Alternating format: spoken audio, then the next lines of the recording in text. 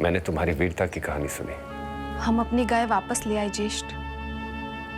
बस अगली बार गोत्र के लिए युद्ध नहीं कर सकूंगी। तुम युद्ध करोगी, मेरे रथ की सारथी बनोगी। बनोगी ना? अश्विन कुमार आ रहे हैं, वे तुम्हें लोहे का पैर देंगे। तब तो मैं लोहे के पैर से शत्रुओं का सिर कुचल दूंगी। अश्विन कुमारों ने उसे लोहे का पैर दिया ताकि वह दौड़ती रह सके। गणानां त्वगणपति गुं हवामहे कविं कवीनामुपमश्रवस्तमं।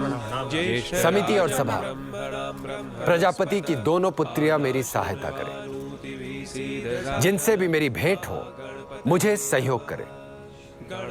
हे पितृगण, मैं और यहाँ एकत्रित सभी सहमति के शब्द बोले।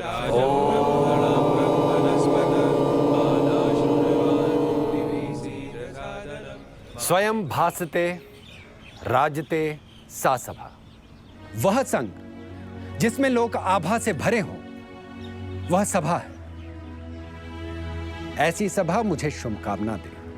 सभा और समिति प्रजापति की दो पुत्रियां हैं और उन्हीं के द्वारा प्रजापति ने हमें एक शासन व्यवस्था दी जिसमें राजा भी प्रजा के अधीन है। यह व्यवस्था है गण यानी गिनना, चुनना और गिनना। इसीलिए गोत्र का, गांव का हर परिवार अपना पति यानी गृहपति चुनता है। गांव के सब गृहपति मिलकर सभा बनाते हैं। हर गृहपति सभा का सभासद या सभावती है।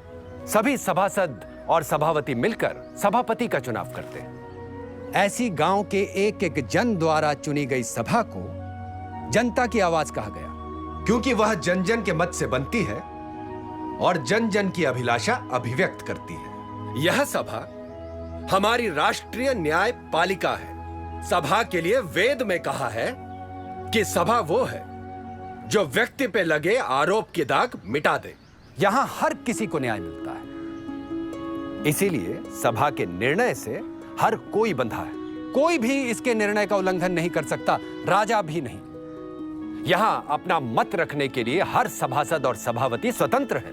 राष्ट्र का प्रशासन करना और राजा को दिशा देना सभा का काम है। पर हमारी सभा इतनी नीरस भी नहीं है। यह हमारी सरस उत्सव भूमि है। यहाँ हम नाचते हैं, गाते हैं और मनोरंजन के लिए।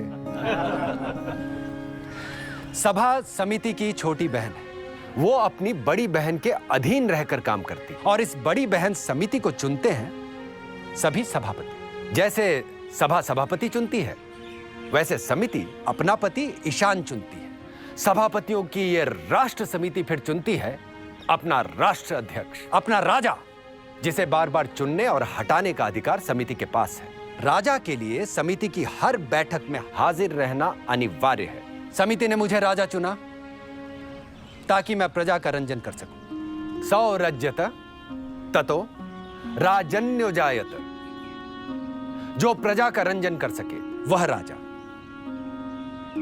आपने ये राष्ट्र मुझे इसलिए दिया ताकि मैं खेती और किसानों का भला कर सकूं। आपने ये राष्ट्र मुझे इसलिए दिया ताकि मैं किसानों को संपन्न कर सकूं। इसीलिए मैंने हथियारों के बजाय हलों पर ज्यादा ध्यान दिया। यदि मैं प्रजा के प्रति असावधानी करूं तो समिति मुझे पद भ्रष्ट करने में तनिक भी देर ना करे। इसीलिए मैं सभा से पूछता हूं, क्या मैंने प्रजा के विरोध में कोई काम किया है? नहीं। क्या शासन के प्रतिनिधि कुलपा हमारे गृहपतियों पर शासन करते हैं? कुल धर्म का पालन करवाते हैं? कुलपा, आप मेरे और गृहपतियों के बीच कड़ी हैं, इसलिए आपको राजन भी कहते हैं। इस सूत्र और पद का सम्मान करना। हाँ राजा। व्राजपति, क्या मेरे प्रतिनिधि व्राजपति आपके कुलों की संपत्ति की रक्षा करते हैं? हाँ ग्रामणी, क्या कुलपा और व्राजपति आपके मार्गदर्शन में काम करते हैं? हाँ राजा। ग्रामणी, आपको मनु भी कहते हैं, क्योंकि आपसे ये उम्मीद की जाती है कि आप ग्रामवासियों से पिता की तरह व्यवहार करें। हाँ राजा। बूढ़े पिता की तरह किचकिच तो नहीं करते। सभापति, क्या ग्रामवासी, गृहपति, कुलपा, व्राजपति, ग्रामणी आपके संरक्षण में हैं? हाँ राजा। सभापति, हाँ राजा। क्या ग्राम में कन्याओं का उपनयन होता है? हाँ राजा। क्या वे शस्त्र और शास्त्र का अभ्यास करती हैं? हाँ राजा। क्या परिवार में पत्नी सम्राज्ञी है? अधिकतर परिवारों में तो महिलाओं का ही शासन चलता है राजा। क्या स्त्रियों को न्याय मिलता है? हाँ राजा। सभा, कभी कभी मैं सोचता हूं कि प्रजापति ने सभा और समिति को अपनी बेटियां क्यों कहा। शायद इसलिए कि जहां बेटियों की नहीं सुनी जाती, वो राष्ट्र उत्कर्ष नहीं कर सकता। जहां बेटियों के साथ अन्याय होता है, उस राष्ट्र को कभी सम्मान नहीं मिल सकता। जहां बेटियों का अपमान किया जाता है, वहां देवता भी आहुति ग्रहण नहीं करते।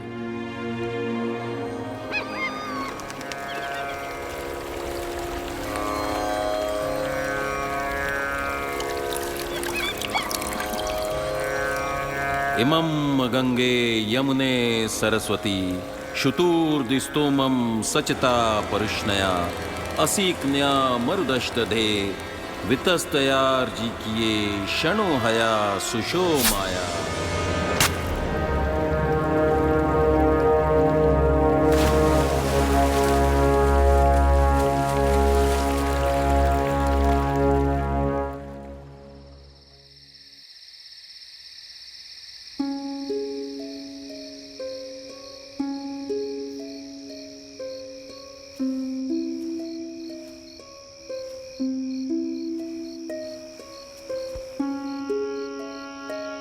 आज भी दूत अच्छी सूचनाएं नहीं लाए।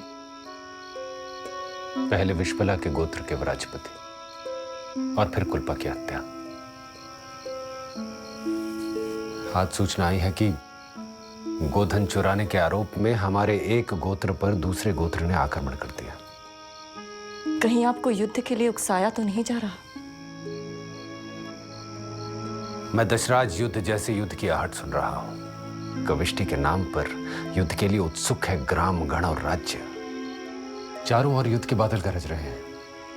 आप परिषद से सलाह लें और निर्णय वही करें जिसमें राष्ट्र का उत्कर्ष हो।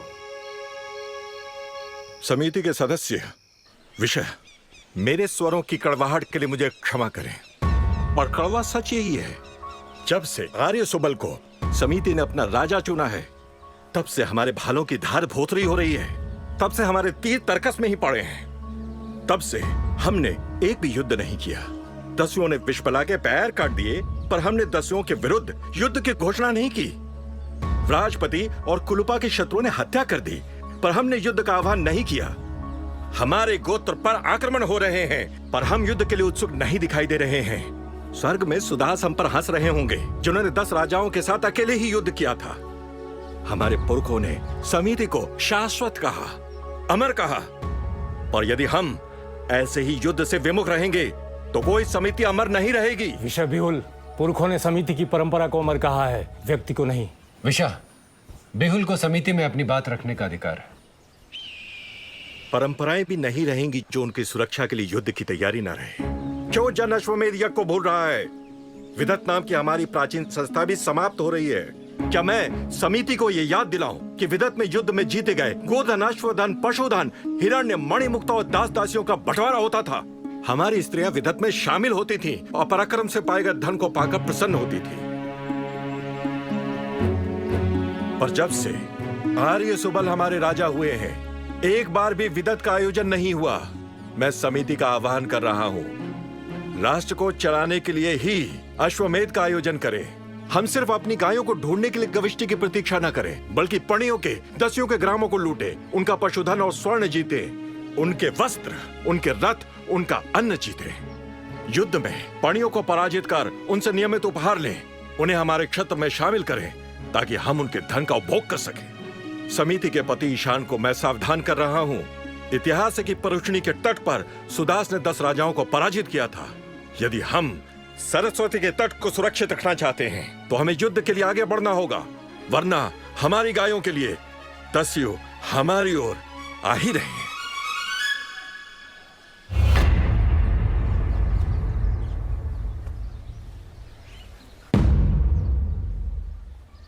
लगातार युद्ध के कारण लोग भयभीत ना हो, इसीलिए हमने हर गांव में रक्षकों को नियुक्त किया है। रक्षकों को हम गोप कहते हैं और यह राष्ट्र मुझे पुकारता है जनस्य गोप। क्यों? क्योंकि इस राष्ट्र के जन जन की रक्षा करना मेरी जिम्मेदारी है। मैं हूं जन जन का गोप। हर गांव में, गोत्र में लोगों की रक्षा के लिए दिन रात जाग रहे गोपों का मुखिया। मैं इस राष्ट्र का प्रधान गोप। आपने मुझे प्रधान गोप बनाया ताकि मैं अपने जन की रक्षा कर सकूं। इसलिए नहीं कि मैं अपने जन धन का उपभोग करूं। मैं अपने जन, अपने गांव, अपने गोत्र, अपने गण की रक्षा के लिए युद्ध के लिए तैयार हूं। पर दूसरों के धन का, उनकी गायों का, उनकी स्त्रियों का, उनकी संपत्ति का, उनके स्वर्ण, उनके हिरण्य का, उनके हलों, उनके रथों का, उनके बैलों, उनके बीजों का, उनके अन्न और खेती के साधनों का अपहरण करने के लिए तैयार नहीं हूं। मैं उस अश्वमेध के लिए तैयार हूं जो राष्ट्र को सुशासन दे। मैं अन्न और जल के लिए वाजपेयी यज्ञ करने के लिए तैयार हूं, पर साथ ही नदियों का पानी खेतों तक पहुंचाने के लिए श्रम का यज्ञ भी करूंगा। हम गांव-गांव में कुएं खुदवाएं, जलाशय बनवाएं, ताकि हमारे खेत और खलियान प्यासे न रहें। क्यों कहा था हमारे पूर्वजों ने कि जो अकेला भोजन करता है वो पाप खाता है। इसीलिए कि जिसके पास अन्न नहीं उसे अन्न देना भी यज्ञ है। क्यों हम दूसरे के धन पर दृष्टि डालें? दूसरों का अनाज लूटने के बजाय हम अपनी भूमि को सींचे। जैसे 24 बैलों से खींचे जाने वाले हल से, सीर से हमारे पुरखों ने धरती पर फसल लहलाई थी। पणियों की गाय लूटने के बजाय हम गोपालन और पशुपालन करें, उनकी वृद्धि कर समृद्धि पाएं। पुरखों से मैंने सुना था कि महाराज मनु ने अन्न और जमा संपत्ति के 10वें भाग और स्वर्ण और पशुधन के 50वें भाग